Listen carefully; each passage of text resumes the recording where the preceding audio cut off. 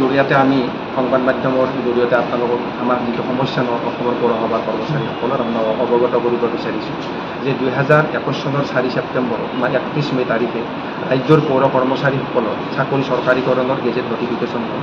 কিন্তু আজি 3 বছৰ 3 মাহ উকলি যোৱাৰ পিছতো আমাৰ কামখিনি কাৰ্যকৰী কৰা হোৱা নাই। এতিয়া চৰকাৰে 2024 চনৰ 15 মাৰ্চত গেজেট নটিফিকেশ্যন আকাৰে অসমৰ পৌৰসভাসমূহত 103খন পৌৰসভা 103জন ইঞ্জিনিয়াৰ আৰু গাণনিক বিষয়া নিযুক্তিৰ অহাকালিলৈ তেখেতসকলে এপইণ্টমেণ্ট এটা তেখেতসকলক দিব APSCৰ জৰিয়তে পৰীক্ষা পাতিছে।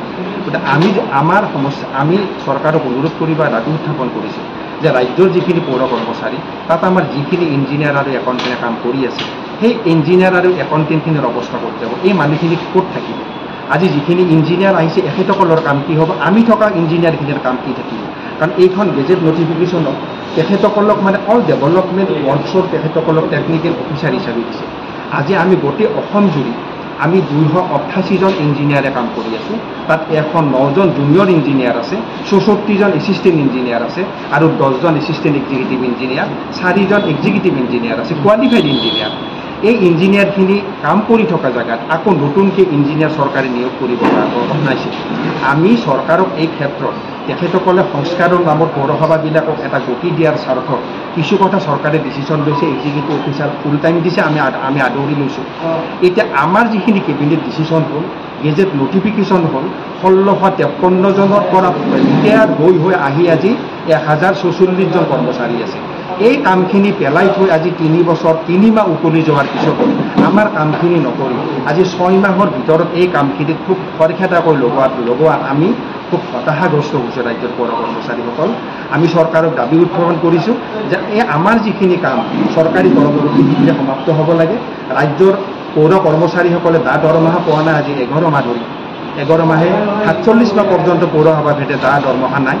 ৰিভলিউশ্যন ফাণ্ড অতি শীঘ্ৰে ৰিলিজ কৰিব লাগে। পূজাৰ আগতে দুৰ্গা পূজাৰ আগে পৌৰ কৰ্মচাৰীসকলে যদি আমাক ৰিভলিউশ্যন ফাণ্ড নাপায় তেতিয়াহ'লে দৰমহাৰ পৰা বঞ্চিত হ'ব।